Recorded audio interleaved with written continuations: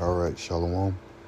First and foremost, we want to give all praise, honor, and glory to Yahweh, Bahashem, Yahweh Shah, Bahashem, Racha, Ladash. Double honors and salutations to the apostles and elders of Great Millstone. Much respect to you brothers out on the highways and byways pushing this truth with fear and sincerity. And Shalom to the hopeful elect, it's your brother Khalakar, coming back at you with another video. And what I got pulled up here is the Project 2025 tracker. You can observe this on Project 25.observer and look at the progress of, what they call 2025, which is pretty much a right-wing pro-Trump MAGA movement.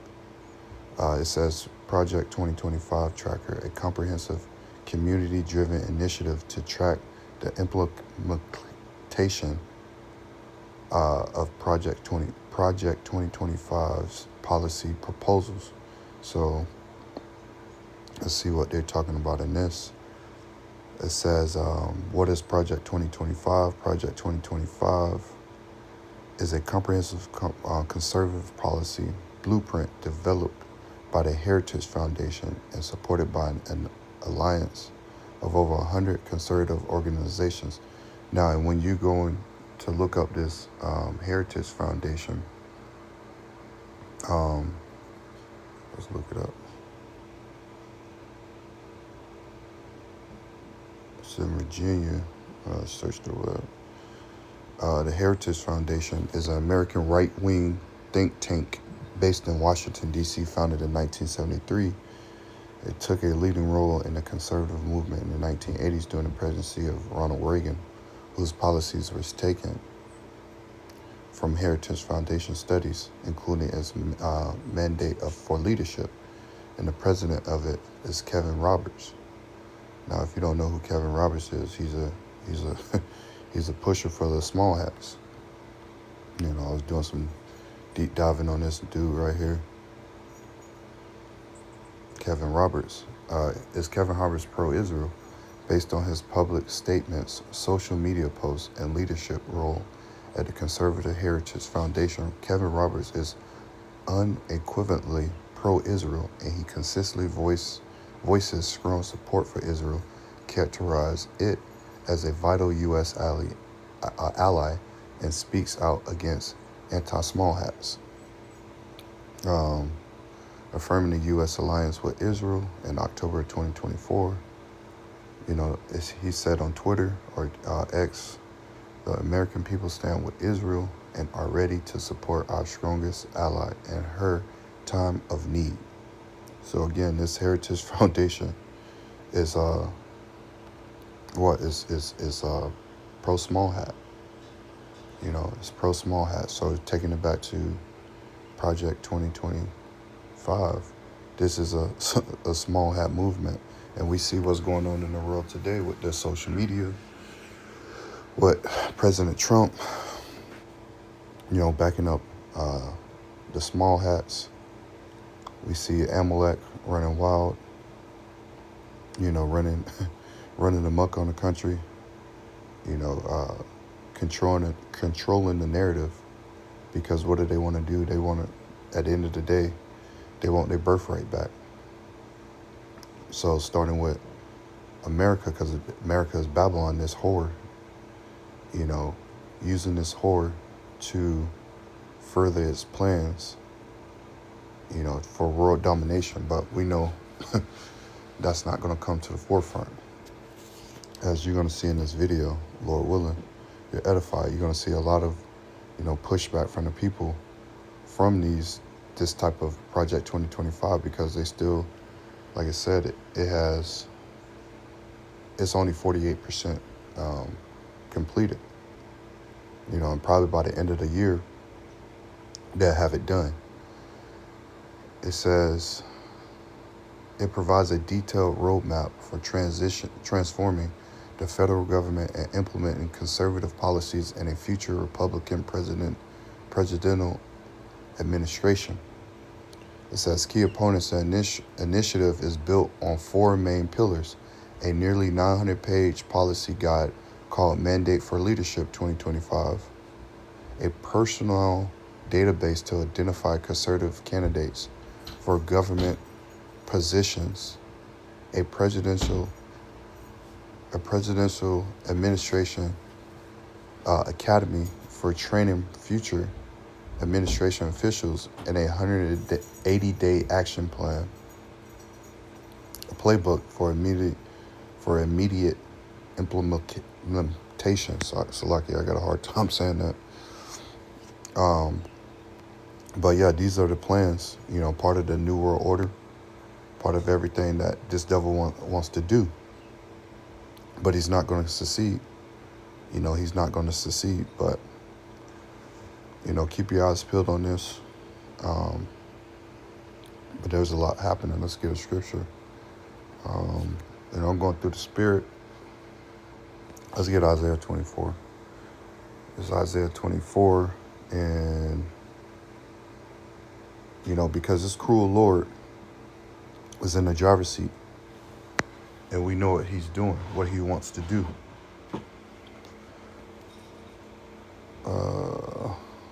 Isaiah 24, and I'm gonna start at 4. The earth mourneth and fadeth away.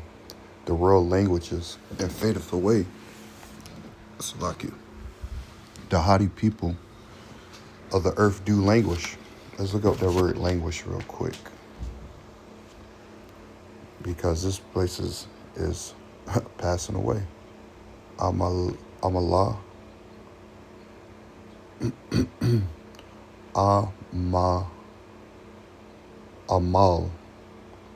Amal, to be weak, to droop, to languish, to be exhausted. These people are weak. They languish, they're exhausted. It's exhausting living in Babylon the Great. The scripture said it should wear out the saints.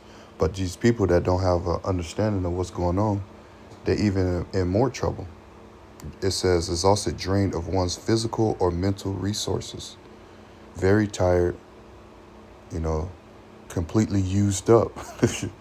These people, because they don't have the Spirit of the Lord at the end of the day. If they don't have the Spirit of the Lord, then, they're through. They're weak. They're droop. It says to be weak, to droop, to be or grow feeble, to languish, to be weak, wax feeble. So these people are weak. I'm going to read it again. Isaiah 24:4. The earth mourneth and fadeth away. The world languishes and fadeth away. And the haughty people of the earth do languish. They weak. They weak-minded. They tired of the government. When the righteous are in authority, the people rejoice. But when the wicked bear rule, the people mourn. They're mourning. People tired of ICE. People tired of all the, the laws that's been implemented in the land. Verse 5 even tell you. It says, the earth also is defiled under the inhabitants thereof, because they have transgressed the laws, changed the ordinance, broken the everlasting covenant. Therefore have the curse devoured the earth, and they that dwell therein are desolate. Therefore the inhabitants of the earth are burned, and few men left. And we know when that fire comes, when those 200 million missiles drop here, when those so-called UFO alien ships come, that's the angels, Yahweh Shah, Michael and the archangels. A few men that's going to be left. That's 144,000. Salakia, I won't say that's the 144,000, but the elect are the ones that's going to be left, Verse 7, the new wine mourneth, the vine languishes. We've seen what that word language goes into. All the merry-hearted do sigh. The mirth of tabernates cease. The noise of them that rejoice inneth. The joy of the harp ceases.